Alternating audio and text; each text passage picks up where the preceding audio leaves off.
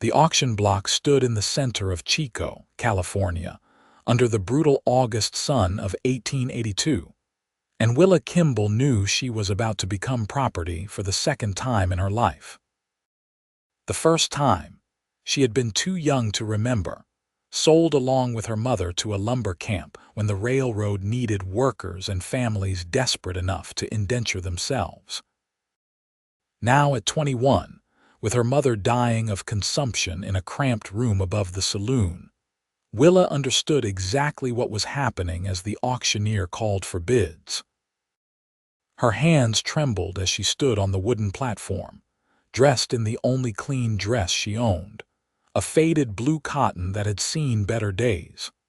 The fabric clung to her in the heat, and she could feel dozens of eyes evaluating her like livestock. Men crowded around, some with calculating expressions, others with hunger that made her stomach turn. She kept her gaze fixed on the distant mountains, trying to pretend she was anywhere but here. "We start the bidding at $50, the auctioneer announced, his voice carrying across the dusty street. "Strong girl, good with sewing and cooking, contract for 2 years of labor."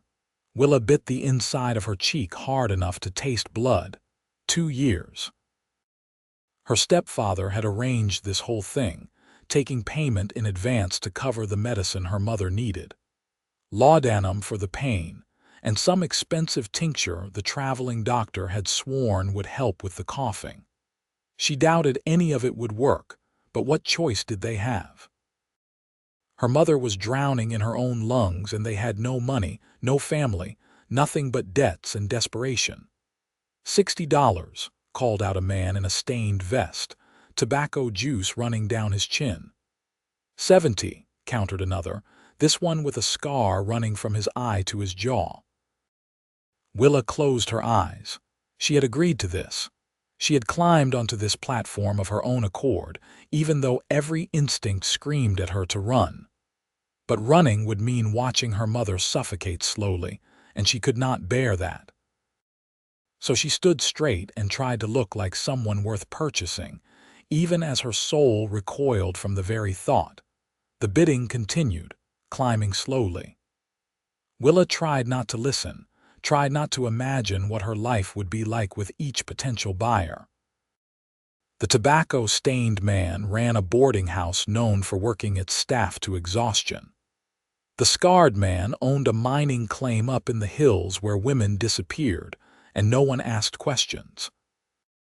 A third bidder operated a gambling house where the girls served drinks and provided other services that made her skin crawl. $100, came a new voice, deeper than the others, and oddly calm amid the frenzied calling. Willa opened her eyes and turned toward the sound. A tall man stood at the back of the crowd, hat pulled low over his face. He wore dusty trail clothes, leather chaps over worn denim, and a gun belt that sat easy on his hips like he knew how to use it. Unlike the other bidders who pressed close to the platform, he kept his distance, arms crossed over his chest. $120, the tobacco man called out, annoyed at the competition.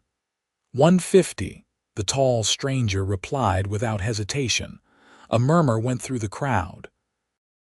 That was more than a month's wages for most working men. Willa stared at the stranger, trying to see his face beneath the hat's shadow, but he had positioned himself with the sun at his back. The scarred man spat into the dirt and walked away, clearly unwilling to go higher. The tobacco man hesitated, calculating whether this girl was worth that much investment. Finally, he shook his head and backed off. $150 going once, the auctioneer called. Going twice. Sold to the gentleman in the back for $150. Willa felt her knees go weak. It was done. She belonged to a stranger now, at least for the next 2 years. The auctioneer gestured for her to step down, and she descended the platform on shaking legs, making her way through the crowd toward her buyer.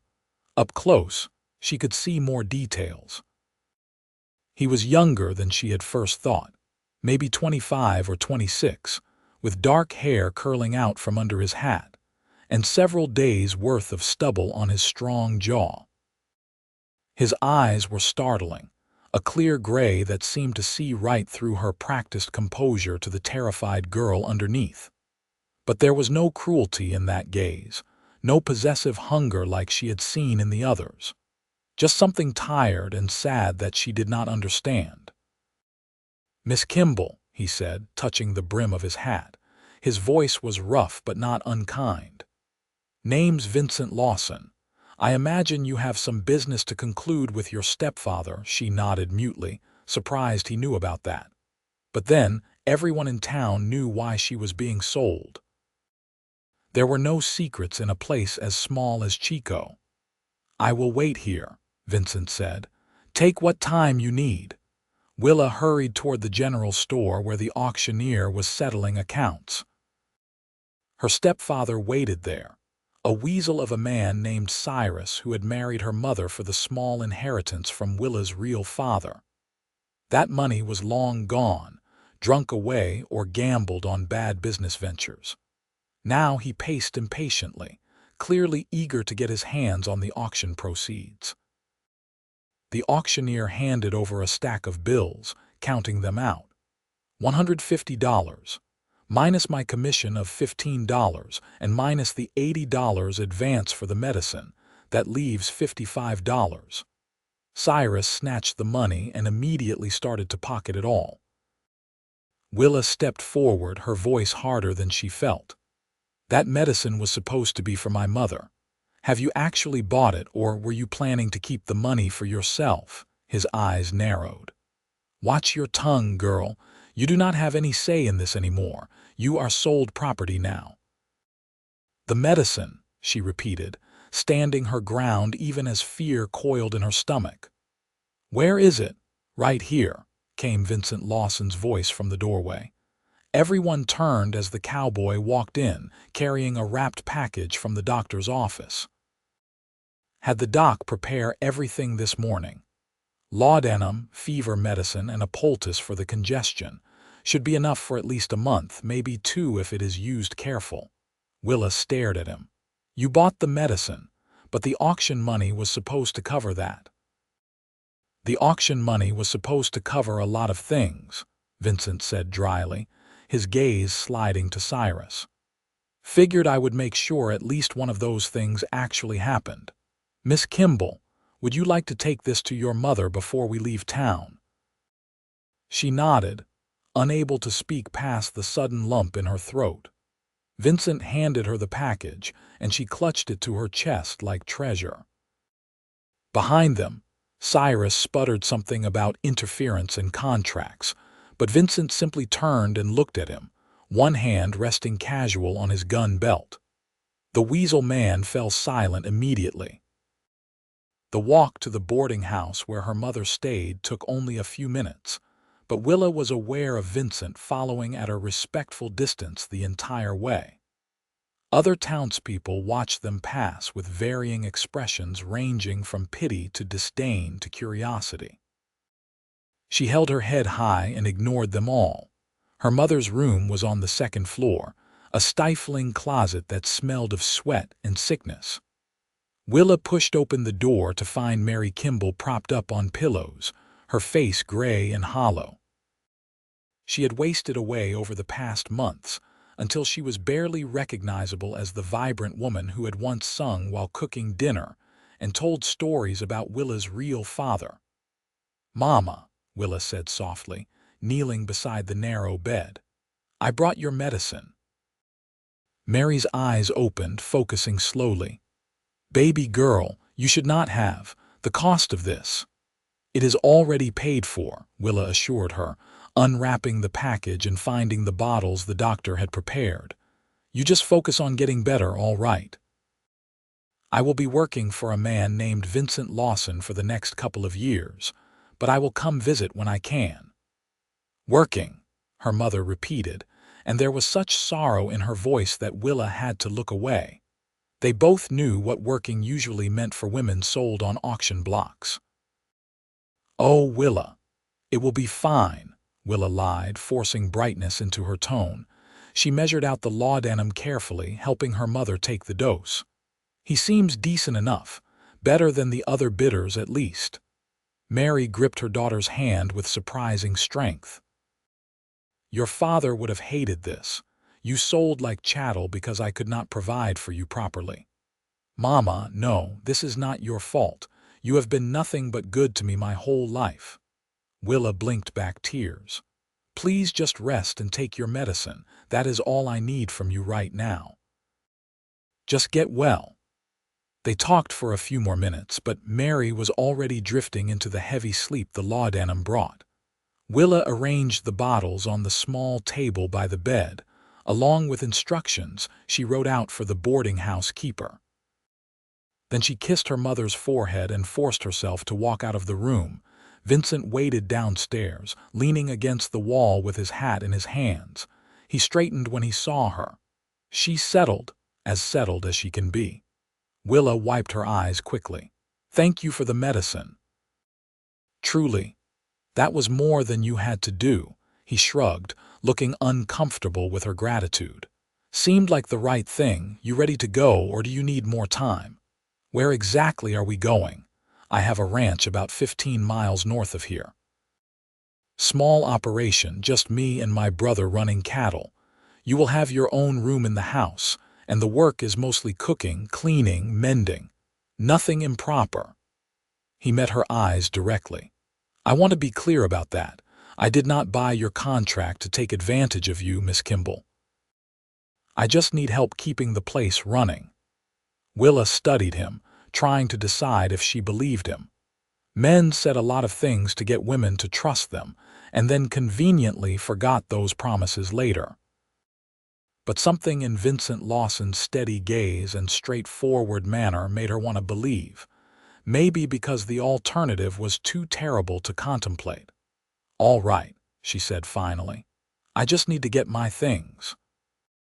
Her things amounted to a single worn carpet bag containing 2 other dresses, some undergarments, a hairbrush, and a book of poetry her real father had given her mother. Everything else she owned in the world. Vincent took the bag without comment and led the way to where his horse waited, a sturdy bay gelding with patient eyes. "Can you ride?" he asked. "Not really," Willa admitted.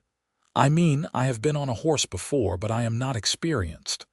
"Then you will ride with me for now. We will get you your own horse once you are more comfortable."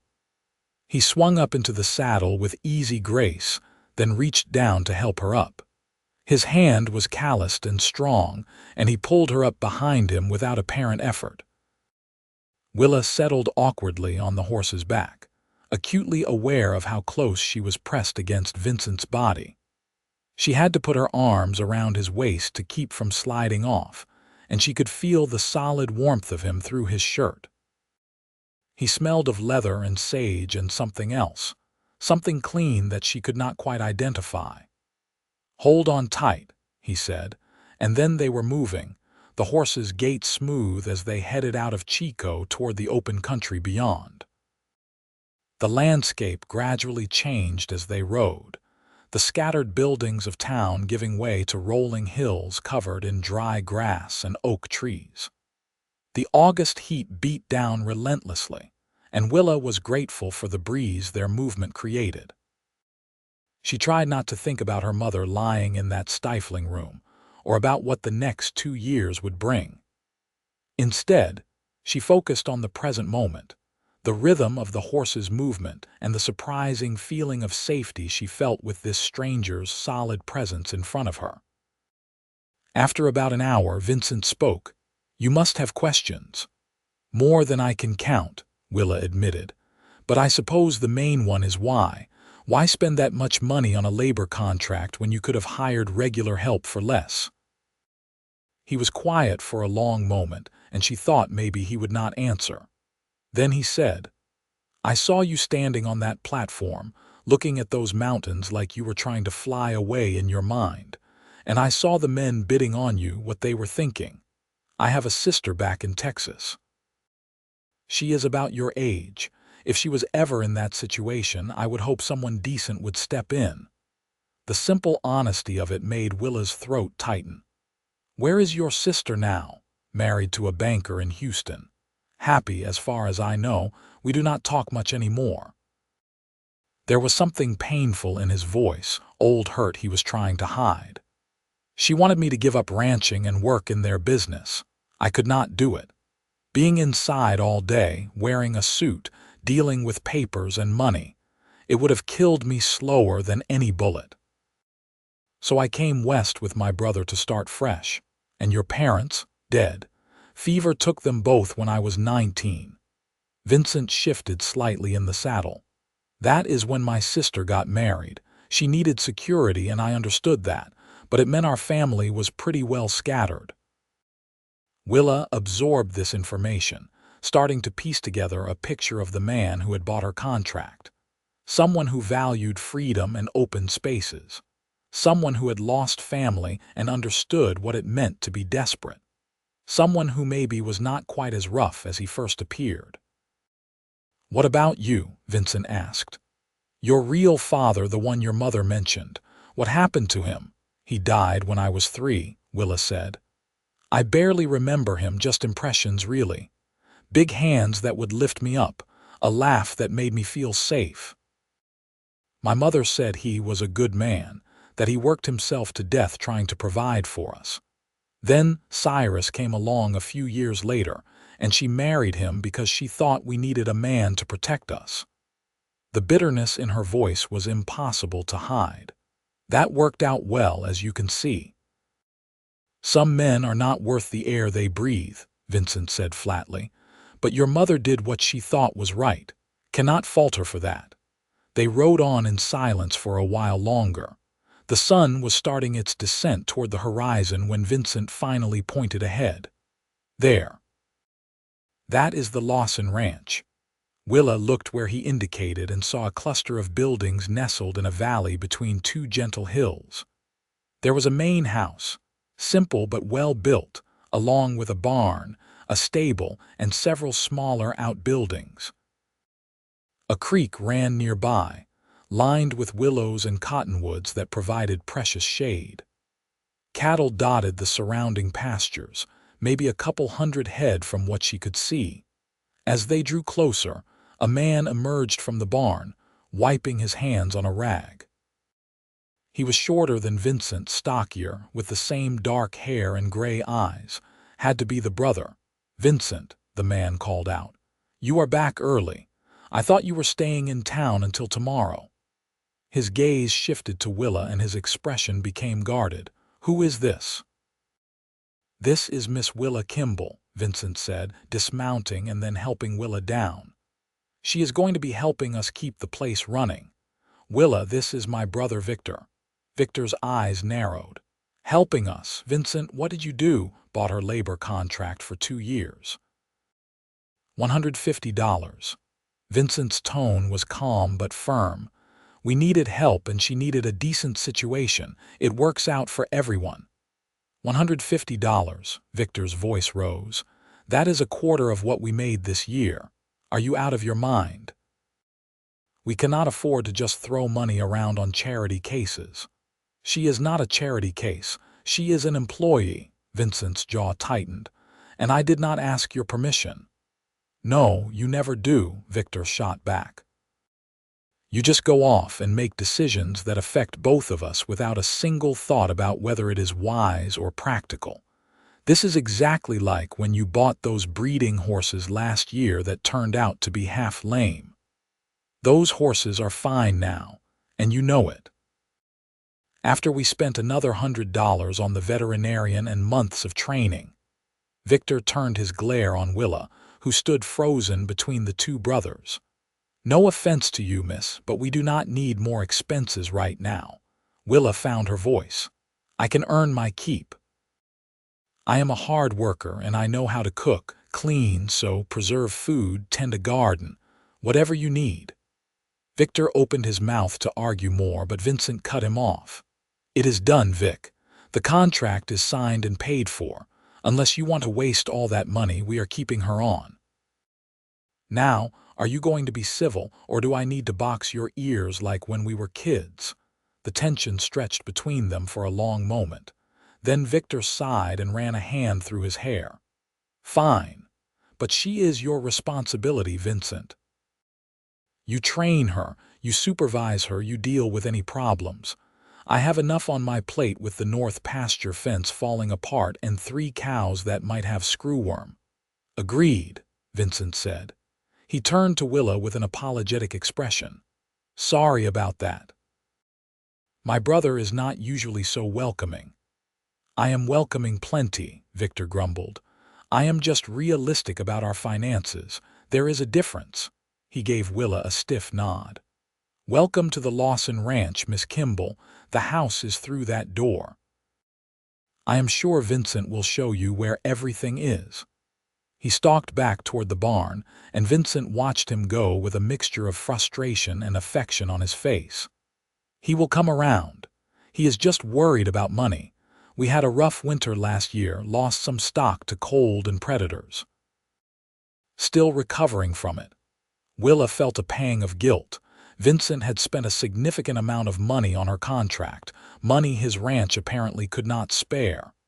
"Maybe your brother is right. Maybe this was not a wise decision." "Maybe," Vincent agreed. "But it was the right one, and that matters more to me. Come on. Let me show you the house, and you can get settled before supper." The interior of the house was sparse but clean, with solid furniture and windows that let in good light. There was a main room with a fireplace and a kitchen area, 2 bedrooms off to one side, and a small loft space above that appeared to be used for storage. Everything spoke of men living alone, functional but without any decorative touches or real comfort. "That bedroom is mine and the other is Victor's," Vincent explained. "We can set you up in the loft. It is not fancy, but there is a decent mattress up there and enough space for your things. Or if you prefer, we can move Victor up to the loft and you can have his room." "The loft is fine," Willa said quickly. She did not want to cause more trouble between the brothers. "I have slept in much worse places." Vincent nodded and climbed the ladder to show her. The loft was indeed small, with a slanted roof and a single window, but it was clean and private. Someone had already placed a mattress up there, along with a wash basin and a small trunk for storage. It was more than she had expected. "Thank you," she said softly, "for all of this. I know your brother thinks you are crazy, and maybe you are, but I am grateful anyway." Vincent looked at her for a long moment, something unreadable in his gray eyes. "You do not have to keep thanking me, Miss Kimble. You are going to earn your keep here, trust me. This place has been falling apart without a woman's touch. Now you rest up a bit and then we can figure out supper. I hope you are as good a cook as you claim, because both Vic and I are terrible at it." He climbed back down the ladder, leaving Willa alone in her new space. She sat on the mattress, testing it. Firm but comfortable. Better than the thin pallet she had been sleeping on at the boarding house. She looked around at the bare walls and the simple furnishings, and something in her chest loosened slightly. It was not freedom. She was still bound by contract, still essentially owned by Vincent Lawson for the next 2 years. But it was not the nightmare she had been bracing herself for either. There was kindness here, or at least the possibility of it. And that was more than she had dared to hope for standing on that auction block. Over the following days, Willa threw herself into work with determined energy. She woke before dawn to start the fire and prepare breakfast for the brothers, learning their preferences. Victor liked his coffee strong and black, his eggs fried hard. Vincent preferred his coffee with a little sugar, his eggs scrambled soft. Both men ate like they were starving, consuming quantities of food that would have fed a whole family back in town. After breakfast, while the brothers went out to tend the cattle and work on various ranch projects, Willa tackled the house. She scrubbed floors that had not seen a proper cleaning in months. She washed windows until they sparkled. She mended shirts with buttons hanging by threads and socks with holes big enough to lose a foot through. She organized the kitchen, the pantry, the storage areas, bringing order to the casual chaos of bachelor living. The work was hard but satisfying. Unlike her life in town where she had been dependent on Cyrus's whims and her mother's declining health, here she had purpose and structure. She could see the results of her efforts immediately. The house transforming from a place where men merely slept and ate into an actual home. Victor remained coolly polite but distant. He thanked her for meals and acknowledged her work with brief nods, but made no effort toward real conversation.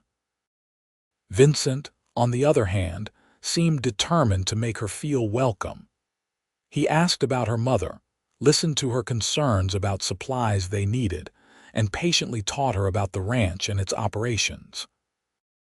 One evening about a week after her arrival, Vincent found her in the garden behind the house, trying to salvage the overgrown vegetable patch she had discovered. She was on her hands and knees, pulling weeds and assessing what could still be saved. A few tomato plants hung on grimly, along with some herbs and a scraggly pumpkin vine. "That garden has been neglected since we bought this place," Vincent said, crouching down beside her. "Previous owners were an old couple. When the husband died, the wife sold to us and moved back east to live with her daughter. I think this was her pride and joy, but neither Vic nor I know the first thing about growing vegetables." "It is a good spot," Willa said, brushing dirt from her hands. "Gets plenty of sun and the soil is decent. With some work, I can have it producing again. Maybe not this year, but certainly by next spring." Vincent smiled, and Willa felt her breath catch slightly. He had a good smile, warm and genuine, that transformed his normally serious face. That would be something to see. Fresh vegetables instead of canned goods all winter. They worked together in companionable silence for a while, Vincent following her instructions to pull weeds and clear dead plants. The sun set slowly, painting the sky in shades of orange and pink, and Willa found herself relaxing in a way she had not in months. There was something peaceful about this place, this work, this quiet man beside her who asked for nothing but honest labor. "Can I ask you something?" Vincent said eventually, "Of course." "What was your life like before? Before your mother got sick, I mean. Were you happy?" Willa considered the question. "I suppose I was, in a limited sort of way.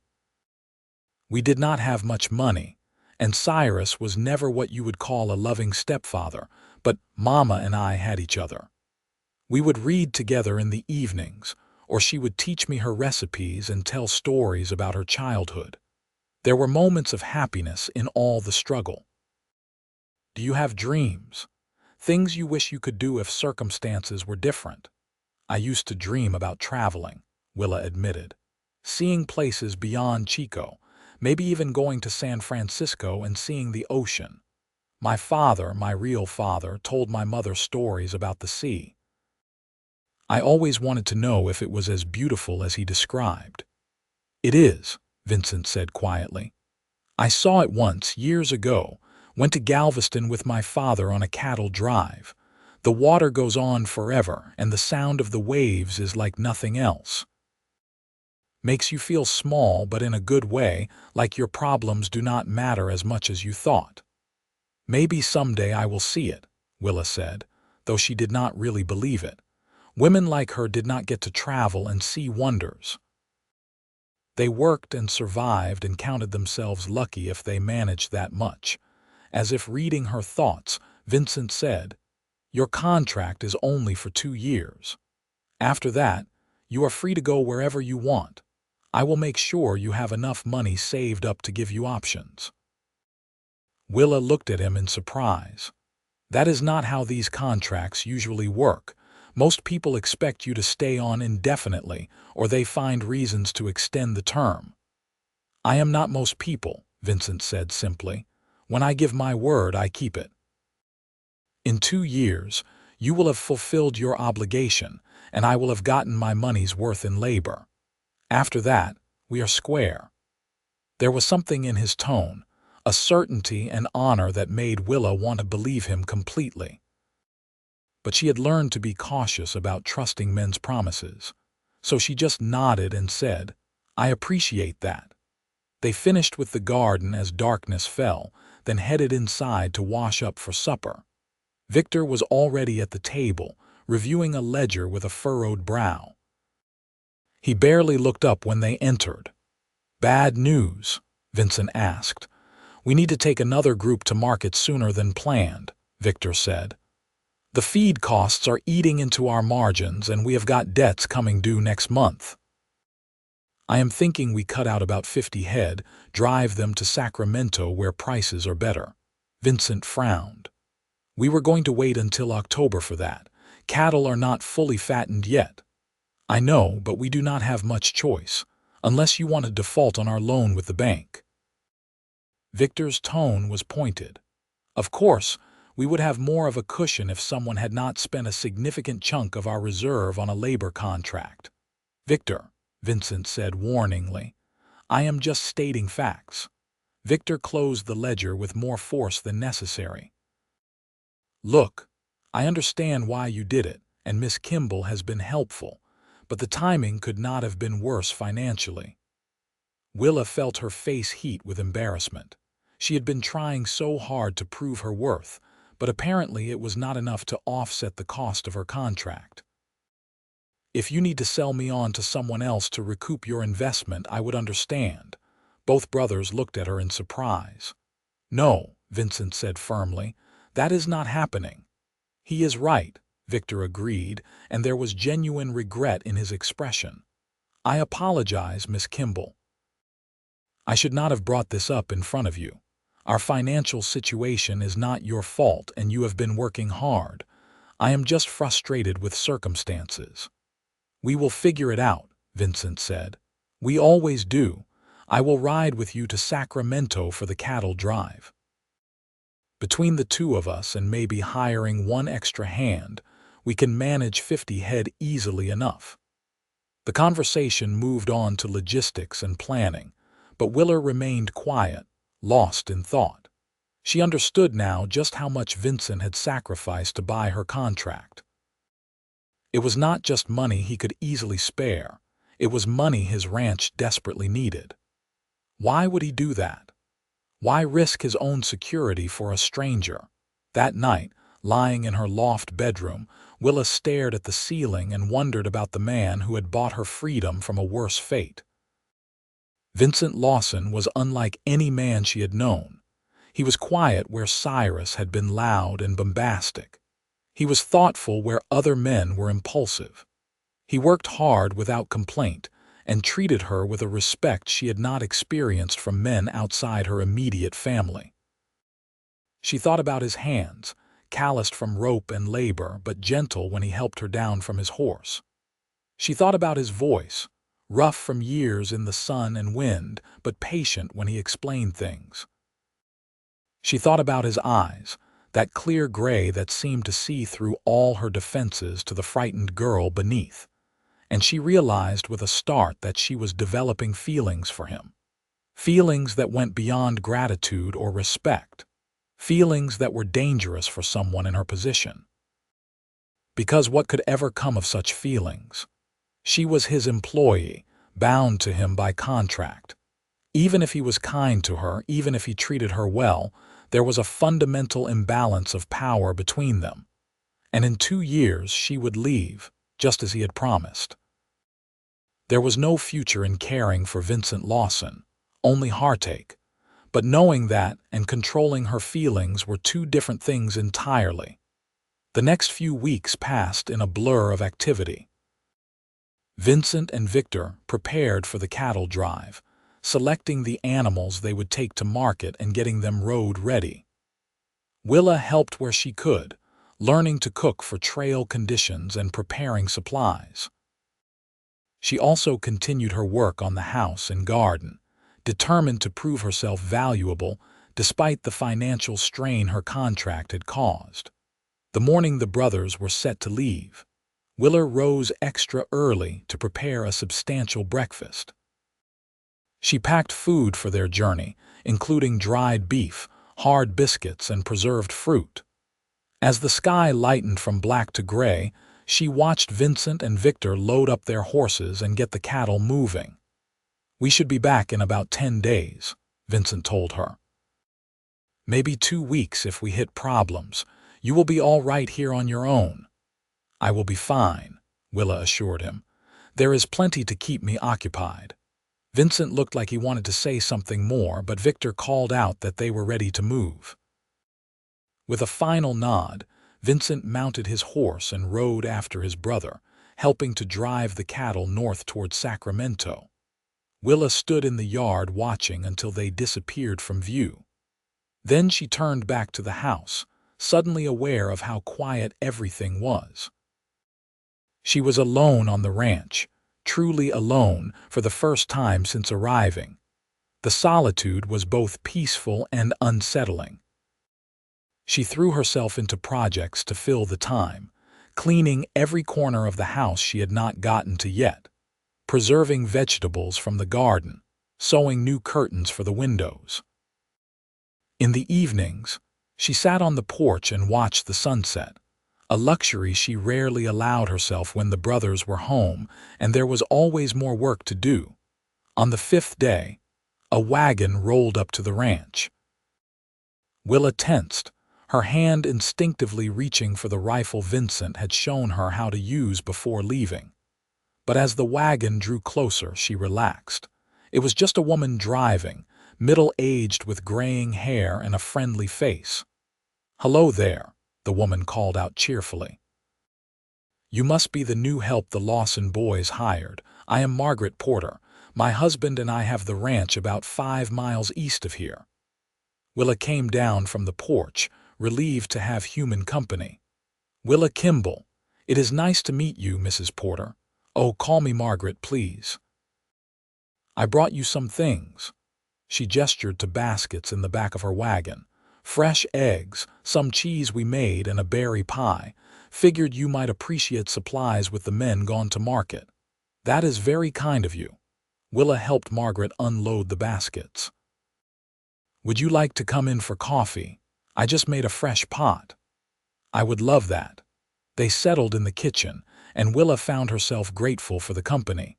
Margaret was easy to talk to, full of stories about the area and the people who lived there. She asked Willa about herself, and while Willa was careful not to share too much about the circumstances of her employment, she appreciated the genuine interest.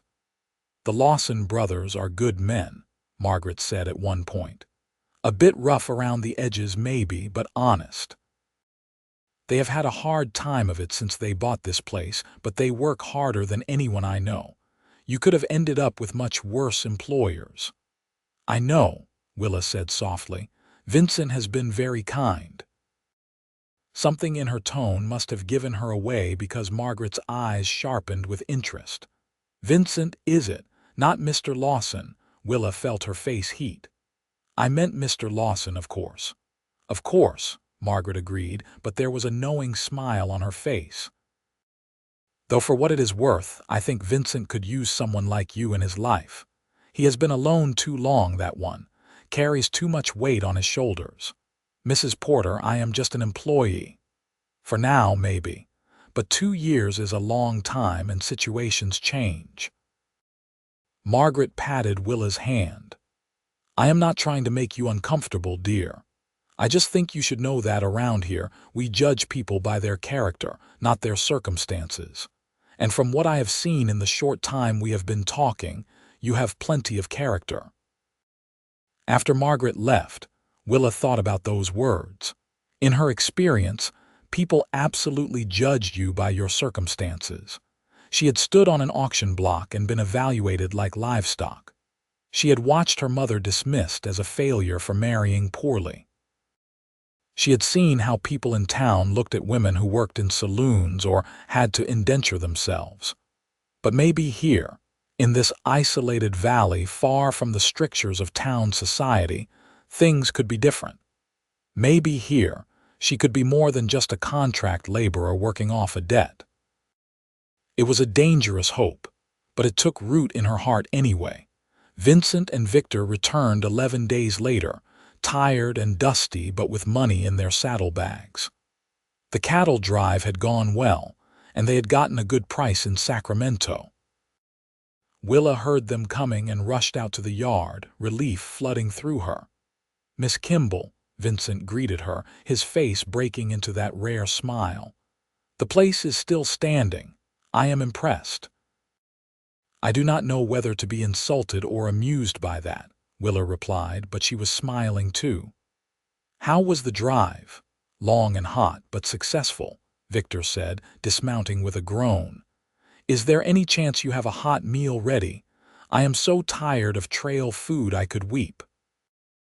"I have a roast that has been cooking slowly all afternoon. Give me 20 minutes to finish the sides, and you will have a proper supper." Both brothers looked at her like she was an angel sent from heaven. They took care of the horses while Willa rushed back to the kitchen to complete the meal. By the time they came in, washed and changed into clean clothes, she had everything ready, including fresh biscuits and apple cobbler made from fruit Margaret had brought. The dinner was lively, with both brothers talking over each other to share stories from the drive. There had been a river crossing that had gone wrong, with one steer deciding to swim upstream instead of across. Victor had fallen off his horse chasing a runaway calf and landed in a mud puddle.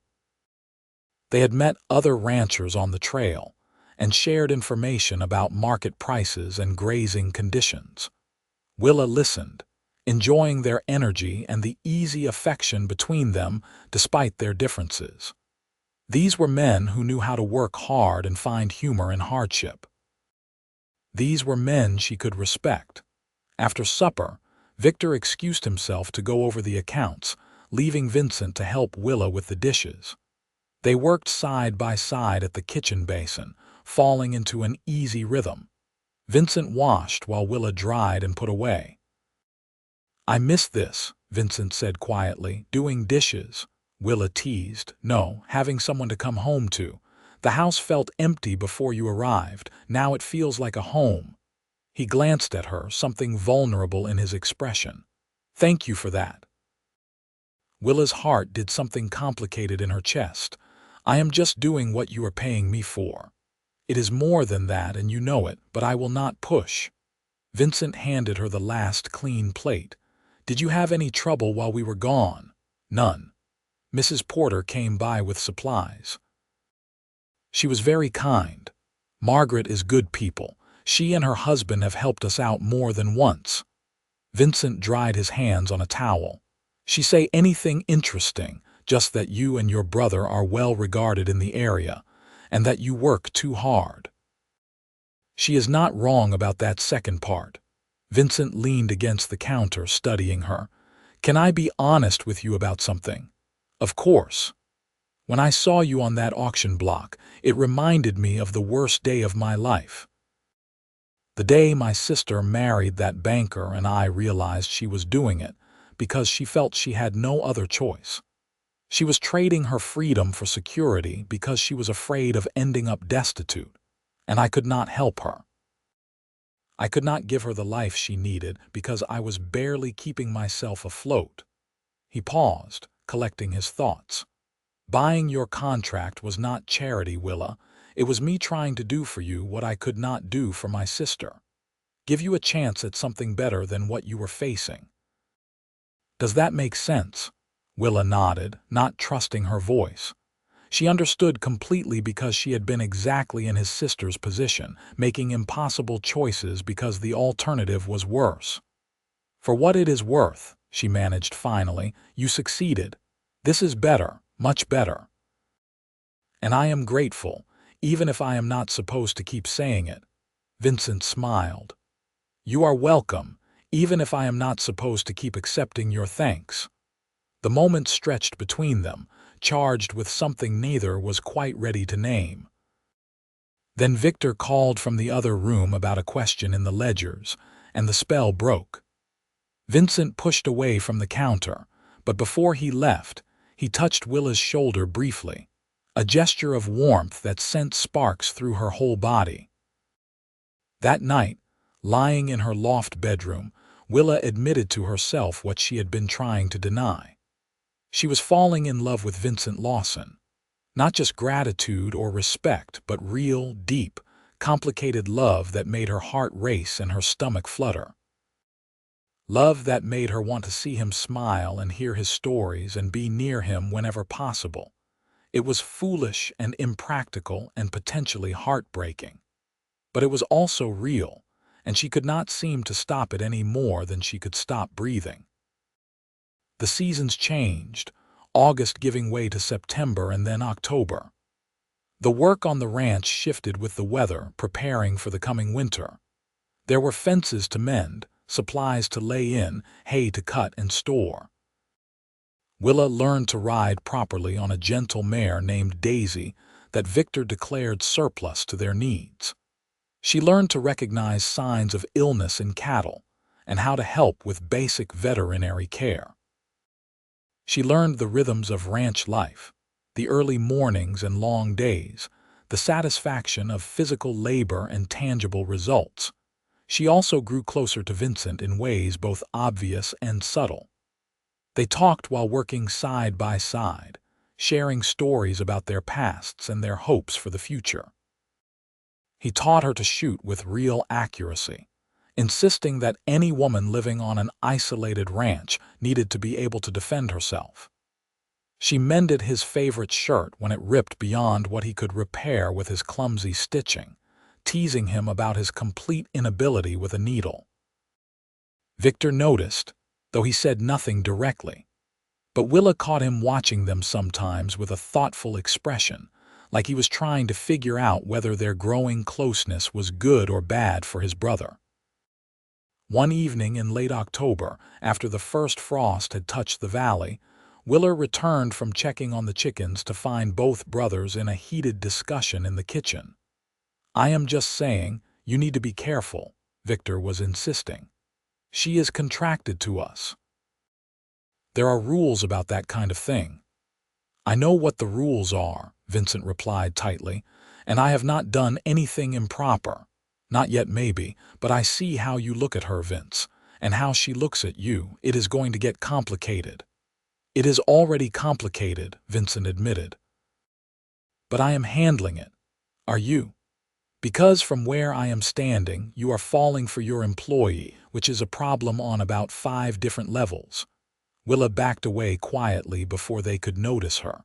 Her heart pounded as she processed what she had heard. Vincent had feelings for her too. He actually cared about her beyond just employer and employee. The knowledge was both thrilling and terrifying. That night at supper, the atmosphere was tense. Victor was coolly polite, and Vincent was unusually quiet. Willa focused on her food and tried not to think about the conversation she had overheard. After the meal, as she was cleaning up, Vincent approached her. "Can you come outside for a minute? I need to talk to you about something." Willa followed him onto the porch, her stomach twisting with nerves. The night was clear and cold, stars brilliant overhead. Vincent stood at the railing, staring out at the dark shapes of the hills. "I owe you an apology," he said without preamble, "and an explanation. You do not owe me anything. Please, just let me say this." He turned to face her, and even in the dim light from the house, she could see the struggle in his expression. "When I bought your contract, I told myself it was just about helping someone in a bad situation, that I was being practical and decent, nothing more. But that was not entirely true." He took a breath. "The truth is, when I saw you on that platform, something in me recognized something in you, a strength and dignity that no amount of desperation could break, and I wanted to know you, not as property or even as an employee, but as a person, as a woman." Willa's breath caught. "Vincent, I know this is inappropriate. I know there is a power imbalance here that makes this complicated. But I cannot keep pretending I do not have feelings for you, Willa. Real feelings that grow stronger every day." "I have feelings for you too," she admitted, her voice barely above a whisper. I tried not to. I told myself it was just gratitude or proximity, but it is more than that. So much more. Vincent closed the distance between them, reaching up to cup her face gently in his calloused hands. Then what do we do about it? I do not know. Your brother is right that this is complicated. Complicated does not mean impossible. Vincent's thumb traced along her cheekbone, the touch achingly tender. In a little over a year, your contract will be up. When that happens, if you still feel the way you do now, I would like to court you properly. No obligations, no contracts, just two people seeing if they fit together. And until then, we keep things as they are. I do not want to put you in a position where you feel pressured or obligated. But I wanted you to know how I feel, and that I am willing to wait for a chance to see where this could go. Willa looked up at him, this good man who had saved her from a terrible fate and treated her with respect and kindness. This man who was offering her not just security but the possibility of real love. I can wait too, for something that might actually be real and true. Vincent leaned down slowly, giving her every chance to pull away. When she did not, he kissed her forehead gently, a chaste touch that somehow felt more intimate than anything else they had shared. Then we wait, and we do this right. He stepped back, putting proper distance between them again. You should go in. It is getting cold. Willa nodded and headed for the door, but she paused with her hand on the frame. Vincent, thank you for telling me, and for being willing to wait. There is nothing I would not wait for if the reward is you, he said simply. Inside, Willa climbed to her loft with a heart that felt simultaneously full and aching. More than a year stretched ahead before her contract ended. More than a year of living near Vincent, working beside him, wanting him, but maintaining proper distance. It would be the longest year of her life. But it would also give her time to be sure. Time to build something on a foundation of mutual respect rather than desperation. Time to become truly free so that when she chose Vincent, it would be a real choice uncomplicated by obligation. The winter that followed was harsh. Snow fell heavy in the valley, and temperatures dropped so low that water froze in the troughs overnight. The brothers worked long hours keeping the cattle alive and the ranch functioning. Willa kept the house warm and made sure they had hot food and coffee always ready. It was during those long, cold months that the three of them truly became a unit.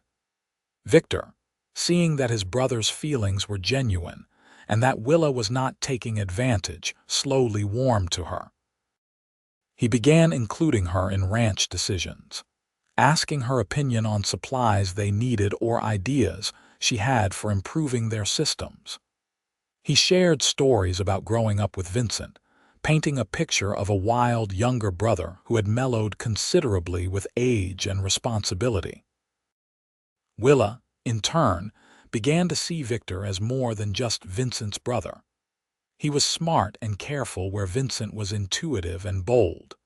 He worried about money and practical matters where Vincent focused on bigger pictures and moral questions. They balanced each other, and the ranch functioned because both their skills were necessary. During the long evenings when darkness fell early and there was little to do but sit by the fire, they talked about everything. Politics and religion, dreams and fears, memories and hopes. Willa shared stories about her mother's slow recovery, as letters from town brought news that the medicine was helping and Mary was growing stronger. Vincent talked about his plans to expand the ranch eventually, maybe buy some of the adjacent land if they could save enough. Victor admitted his secret dream of finding a woman who could love him despite his practical nature and constant worrying. You will find her, Willa assured him one night. Any woman would be lucky to have a man as loyal and steady as you. Victor gave her a grateful smile. I can see why my brother is crazy about you. You have got a kind heart under all that strength. Speaking of which, Vincent said, looking at Victor meaningfully. "Maybe you should think about going to that Christmas social in town next month." Margaret Porter mentioned her husband's niece is visiting from Sacramento. Pretty girl, unmarried, interested in ranch life. "Vincent," Victor warned. "I am just saying. You are not getting any younger and neither is she. Might be worth a conversation." Victor threw a wadded-up piece of paper at his brother, but he was smiling. The moment was light and warm, and Willa felt a surge of affection for both of them. This was family, she realized, not by blood or law, but by choice and care. This was what she had been missing since her real father died. Christmas came, and with it a surprise. Willa woke on Christmas morning to find a small package beside her coffee cup. Inside was a beautiful carved wooden box and a letter from her mother. "My dearest Willa," the letter read, "I cannot express how grateful I am for your sacrifice. The medicine you provided has given me a chance at life I did not think I would have. I am stronger now, able to walk short distances, and even help with light work around the boarding house. The doctor says if I continue to improve, I may have many good years ahead of me yet. But more than that, I am grateful that you found yourself in a good situation. Mr. Lawson has written to me several times, assuring me of your well-being and even sending money to help with my continued care. He is a good man, and I sense from the way he writes about you that he cares deeply. Do not let old fears keep you from happiness if it is offered, my darling girl. Your father would want you to seize joy wherever you can find it. I have enclosed a small gift, your grandmother's jewelry box. It was the one thing I kept from my own mother, and I want you to have it now. May it hold treasures as precious as the love I know is growing in your heart. With all my love." Mama Willa held the letter and cried, overwhelmed by relief and gratitude. Her mother was going to be all right. The whole reason she had agreed to be sold was working. And somehow, impossibly, she had found something like happiness in the process. Vincent found her sitting at the kitchen table, tears streaming down her face. "Willa, what is wrong?" "Nothing," she managed. "Everything is right. My mother is recovering. She is going to live." The joy on Vincent's face matched her own. "That is wonderful news, the best Christmas present possible. You have been writing to her," Willa said, "and sending money." He looked embarrassed. "She is your mother. Of course I wanted to make sure she had what she needed. It is not a big deal." "It is to me." Willa stood and, throwing caution aside, hugged him tightly. "Thank you, Vincent, for everything." His arms came around her carefully, and for a moment they just stood there, holding each other. Then Victor cleared his throat from the doorway and they jumped apart like guilty children. "Should I come back later?" Victor asked, but he was grinning. "No, it is fine," Willa said quickly, wiping her eyes. "My mother is recovering. We were just celebrating the good news." "That is excellent," Victor said warmly. "She is a lucky woman to have a daughter like you." The rest of Christmas Day was festive despite their isolated location. Willa had prepared a special meal with a hen she had been fattening and preserves she had put up in the fall. There were gifts exchanged, small practical things but chosen with care. Victor gave her a new winter coat, much warmer than her old threadbare one. Vincent gave her books, including a collection of poetry that made her tear up because he had remembered her mentioning it months ago. She gave them each shirts she had sewn from fabric she had carefully saved money to buy. Using wages, Vincent insisted on paying her despite the contract not requiring it. The shirts fit perfectly, and both brothers wore them proudly, claiming they were the finest shirts they had ever owned. As winter slowly gave way to spring, the ranch came back to life. Calves were born, requiring round-the-clock attention during the birthing season. The garden needed planting, and Willa threw herself into it with enthusiasm, determined to make it as productive as the previous owners had been. Fences damaged by snow and ice needed repair. Equipment had to be serviced and readied for the coming year's work. Through it all, Vincent and Willa maintained their careful distance while the tension between them grew. They were always aware of each other, their eyes meeting across rooms, hands brushing accidentally in ways that sent sparks through both of them. But they kept their word, keeping things proper and waiting for the right time. Victor watched them with a mixture of amusement and exasperation. "You two are going to drive each other crazy before that contract is up," he observed one day while he and Vincent were mending fence. "Probably," Vincent agreed, "but it will be worth it. She is a good woman, Vince. Do not let her slip away when the time comes." "I do not intend to. If she will have me, I am going to marry her the day that contract ends." Victor grinned. "You have already got it planned out, do you? Every last detail. I am just hoping she says yes." As spring turned to summer, Willa began to allow herself to really believe in the possibility of a future with Vincent. She caught him watching her sometimes with such open affection that it made her heart ache. She learned the way his smile changed when he looked at her versus when he looked at anything else. She memorized the sound of his laugh and the way he said her name. In late June, Margaret Porter hosted a summer social at her ranch, inviting all the neighboring families. It was the first real social event Willa had attended since arriving at the Lawson Ranch, and she was nervous about how people would treat her given her contracted status. But Margaret had spread the word that Willa was a respectable employee, not property, and most people treated her accordingly. Women her age included her in their conversations. Men were polite, and children ran around without judgment or care for adult social complications. Vincent stayed close to her side all evening, not hovering but clearly present. When there was dancing after supper, he claimed her for several dances, holding her at a proper distance but with a warmth in his eyes that made her breathless. "Having a good time?" he asked as they moved to the music. "Better than I expected," Willa admitted. "Everyone has been very kind." "That is because they can see you for who you are, a strong, capable woman who belongs here." Vincent's hand tightened slightly on her waist. "7 more months on your contract." "I know. I have been counting too." "Good. Because the day it ends, I am going to ask you a very important question, and I am hoping you will say yes." Willa's heart raced. "I think there is a very good chance I will." They danced in silence for a moment, surrounded by music and laughter but aware only of each other. Then the song ended, and they had to separate, returning to proper employer and employee roles. But the promise hung between them, bright and certain.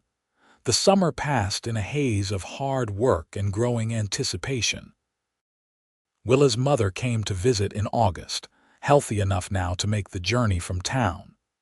The reunion was tearful and joyful, and Mary stayed for a week, getting to know the Lawson brothers and seeing for herself that her daughter was truly all right. On the last night of her visit, Mary and Willa sat on the porch watching the stars. "He loves you," Mary said quietly. "That Vincent. He watches you like you are the most precious thing in the world." "I love him too," Willa confessed. "Is that foolish?" "To fall in love with the man who bought my contract. Not foolish at all. Love happens in strange ways sometimes.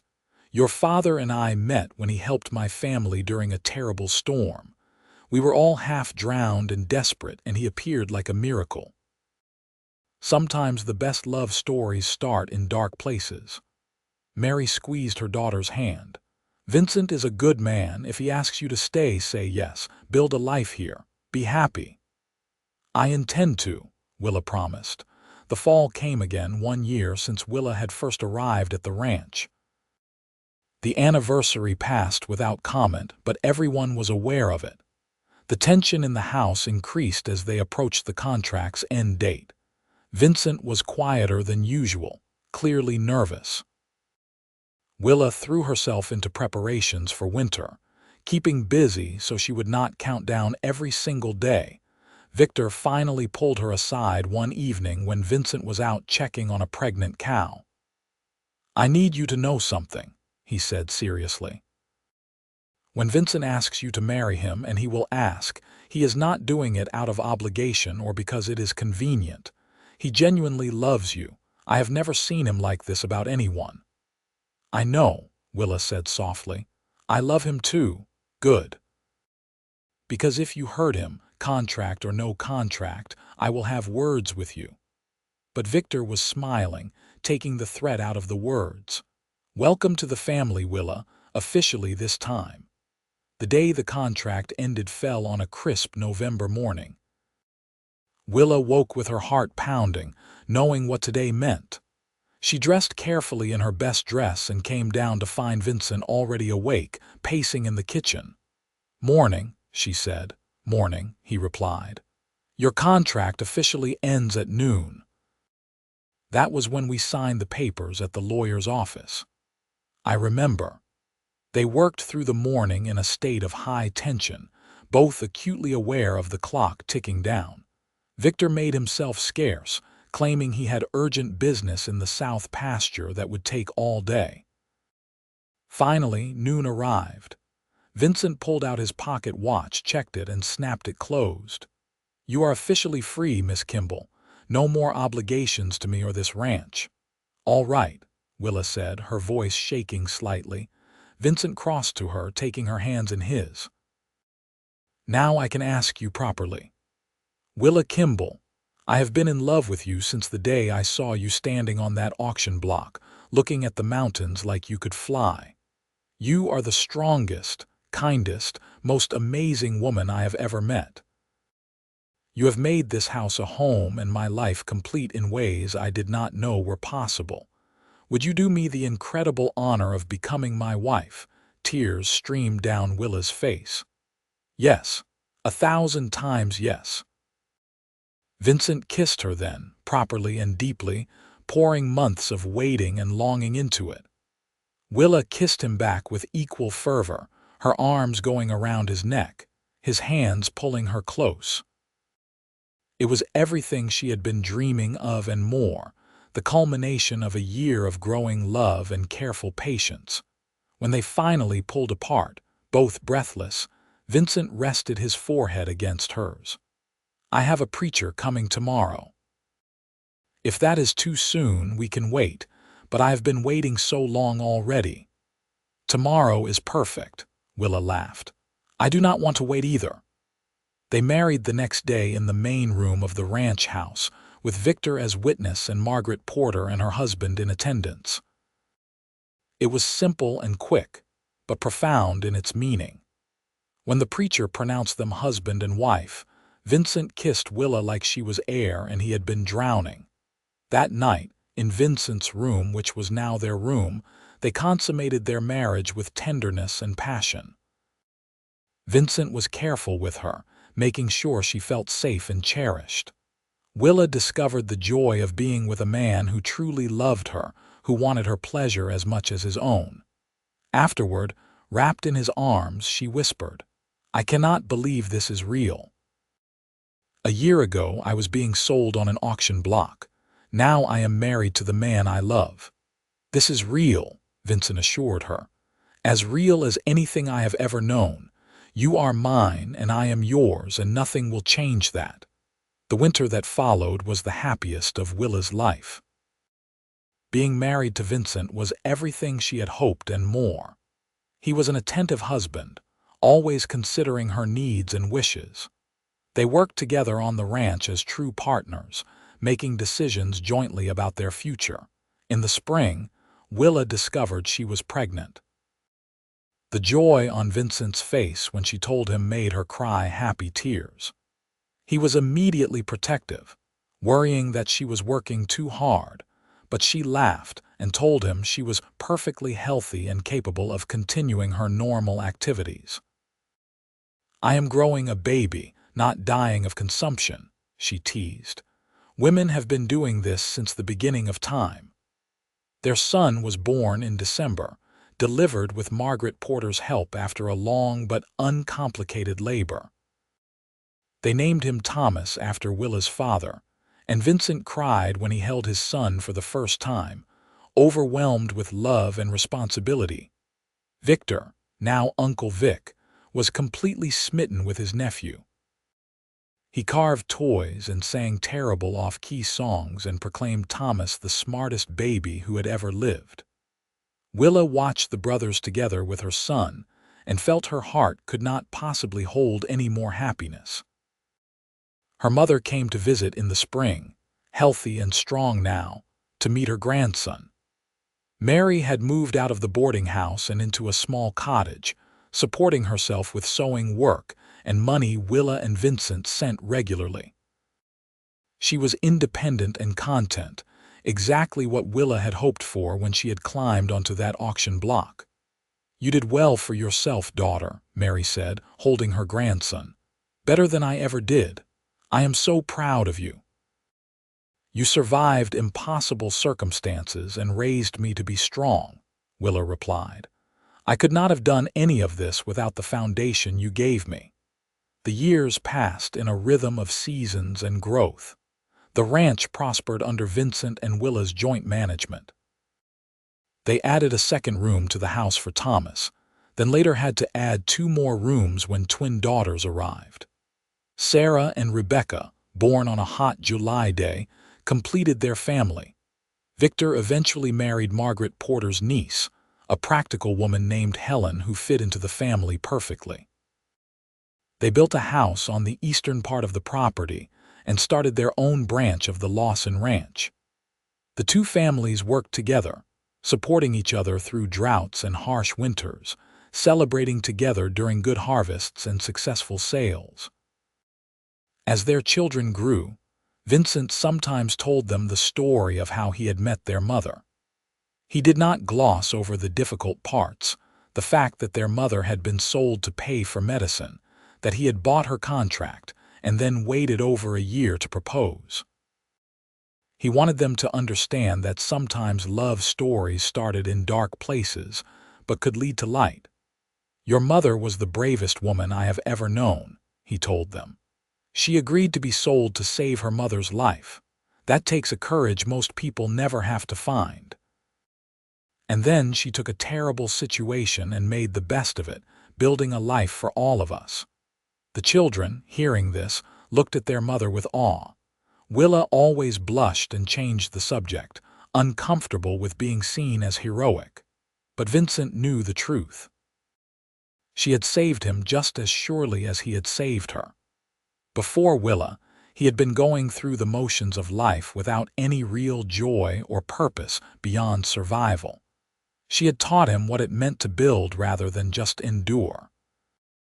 When Thomas was 15, he asked his father why he had spent so much money on a labor contract when the ranch could barely afford it. Vincent took his son out to the ridge overlooking their land and said, "Some things are more important than money, son. Your mother needed help, and I was in a position to provide it. If I had let her go to one of those other men, I could never have lived with myself. Sometimes you have to do what is right, even when it is not practical." "But you could have lost everything," Thomas pointed out. "I could have. But I also could have gained everything, which is exactly what happened. Your mother, you, your sisters, this life we have built, all of it came from taking that risk, and I would do it again in a heartbeat." Thomas thought about that for a long time. Then he said, "I hope I can be as brave as you when I grow up." "Be braver," Vincent encouraged. "Be kinder and smarter than I was. That is how we get better as people." The twins, Sarah and Rebecca, were as different as two people could be. Sarah was quiet and thoughtful, preferring books to horses. Rebecca was wild and fearless, always climbing things and getting into mischief. But both adored their parents and grew up secure in the knowledge that they were loved without condition. Willa taught her daughters everything she knew about running a household, but also made sure they learned ranch skills. "You never know what life will throw at you," she told them. Be prepared for anything, but hope for the best. She also taught them about their grandmother, how Mary had survived poverty and bad marriages and illness through sheer determination. We come from strong women, she said. Women who did not give up no matter how hard things got. Remember that. As Willa and Vincent grew older, their love only deepened. The passion of youth mellowed into something even more profound, a partnership that had weathered storms and celebrated triumphs together. They knew each other's stories, scars, and dreams. They could communicate with a glance across a crowded room. They still found reasons to laugh together every day. On their 20th wedding anniversary, Vincent took Willa back to Chico for the first time since she had been sold. The town had grown and changed, but the place where the auction block had stood was still recognizable. They stood there together, holding hands. If I could go back and tell that terrified girl on the platform what her future held, she would never believe it, Willa said. I barely believe it myself, Vincent admitted. The odds that everything would work out the way it did, that I would be in town that day, that I would have just enough money saved, that you would be brave enough to trust me. It was not odds, Willa said firmly. It was you. You made a choice to help someone who needed it without knowing what you would get in return. That is who you are, Vincent, a good man who does the right thing. He pulled her close, kissing her there in the middle of the street, not caring who might see. And you are the woman who made all of it worthwhile. Every struggle, every sacrifice. You were the reward I did not know I was working toward. They visited Willa's mother, who was now in her 70s but still sharp and independent. Mary lived in a small house near Thomas's ranch.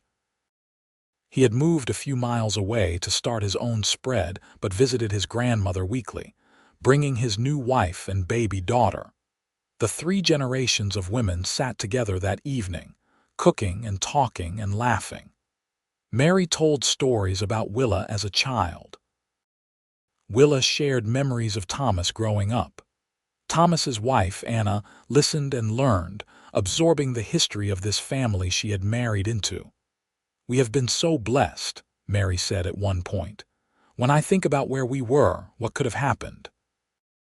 We made our own blessings, Willa corrected gently. We survived and fought and refused to give up. That is not luck, Mama. That is strength. Vincent and Victor, sitting on the porch, watched their wives through the window. They were in their 50s now, both graying and weathered by years of outdoor work. But they were content, having built something lasting. Do you ever regret it? Victor asked. Spending that money on Willa's contract, we struggled for years after. Not for 1 second, Vincent said without hesitation. Best money I ever spent, best decision I ever made. I agree, Victor said. You two were meant for each other, anyone could see it. As the sun set over the California hills, painting the sky in shades of gold and pink, Vincent thought about the improbable journey that had led him to this moment. A desperate woman on an auction block, a split-second decision to intervene, months of careful courtship and patient waiting, and then decades of love and partnership that had produced children, grandchildren, and a legacy he was proud of. He thought about all the things that could have gone wrong. If he had not been in town that day, if someone else had outbid him, if Willa had not been brave enough to trust him or wise enough to see his genuine intentions. Any one of those things could have changed everything, but they had not gone wrong. Against all odds, in a time and place that was often cruel to women with limited options, Willa had found safety and love. And Vincent had found the purpose and joy he had been searching for without even knowing it. Willa came out onto the porch, sliding into the space beside her husband like she had done 1,000 times before. He put his arm around her automatically, pulling her close. "What are you thinking about?" She asked. "How lucky I am," Vincent said. "How everything that has happened, good and bad, led me to you." I think about that too, Willa admitted. Especially when I look at our children and grandchildren. None of them would exist if you had not been brave enough to step in that day. You were the brave one, Vincent insisted. I just had money and timing. You had compassion and decency, Willa corrected. You could have walked away, most men would have. But you did not, and that made all the difference. They sat in comfortable silence, watching the stars appear one by one in the darkening sky. Inside, their family laughed and talked, the sounds of love and happiness drifting out to where Vincent and Willa sat. This was their legacy, Vincent thought. Not just the land or the cattle or the ranch that had prospered under their management, but this family, these relationships, this love that had started in the most unlikely circumstances and grown into something beautiful and strong. He thought about the cowboy he had been 20 years ago, lonely and searching for meaning beyond just survival. And he thought about the woman on the auction block, terrified but refusing to break. Two people who should never have found each other, whose paths should never have crossed, but somehow did at exactly the right moment. I love you, he said to Willa, just in case I have not said it enough in 20 years. She laughed, the sound as bright and joyful as it had been when she was young. You say it every day, but I never get tired of hearing it. I love you too, she added, turning to kiss him softly. My husband, my partner, my hero. Not a hero, Vincent protested. Just a man who saw something precious and refused to let it be destroyed. That is exactly what a hero is, Willa said firmly.